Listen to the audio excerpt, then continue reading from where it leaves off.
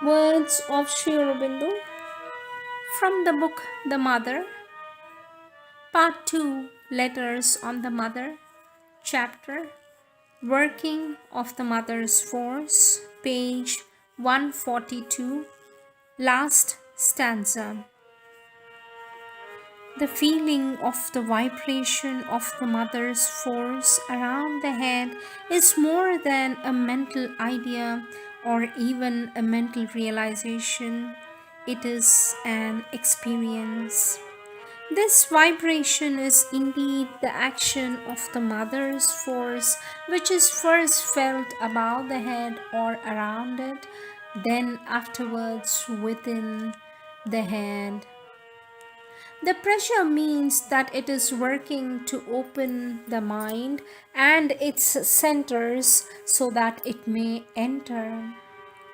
The mind centers are in the head, one at the top and above it, another between the eyes, a third in the throat.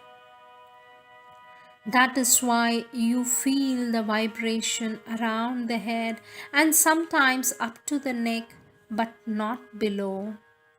It is so usually, for it is only after enveloping and entering the mind that goes below to the emotional and vital parts, heart, navel, etc. Though sometimes it is more enveloping before it enters the body. Date 24/3/1937. Sri Aurobindo continues to say, this is the meaning of your experiences. The power of the Divine Mother from above is descending upon you, and the pressure you feel on your head and the workings of which you are aware are hers.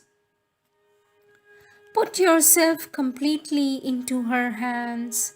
Have entire confidence. Observe carefully and accurately all that happens and write that here. There is no need of special instructions since what is needed is being done for you. Second point, the first pressure was on your mind. The centers of the mind are A. The head and above it, B. The center of the forehead between the eyes, C. The throat and the vital, mental, emotional, and sensational mind centers from the breast downward. It is this later which is the first prana of which you become aware. The action of the power was to widen these two parts of you and raise them up towards the lower center of the higher consciousness above your head, so that hereafter they might both be consciously governed from there, and that these might both move in a wide, universal consciousness not limited by the body. Third point, the other prana, the restless one of which you become aware, is the vital being, the being of desire and life moment. The work of the power has been directed towards quieting the restless movements and making it wide in consciousness as with the mind. The large body you felt was the vital body, not the physical, sthula sharira. Fourth point, the basis of your sadhana must be silence and quiet.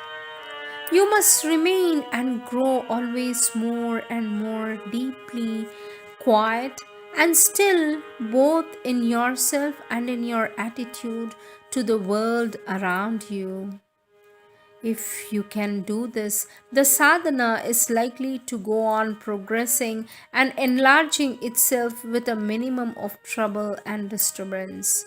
Go on quietly, trusting to the power that is at work in you. This weight or pressure on the head is always the sign that the mother's force is in contact with you and pressing from above to envelop your being and enter the adhara and pervade it, usually passing by degrees through the centers on its way downward.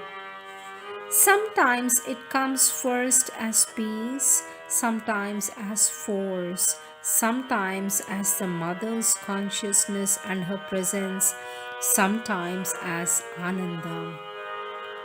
When you lost it before, it must have been due to either to some uprising of the vital imperfections in yourself or an attack from outside.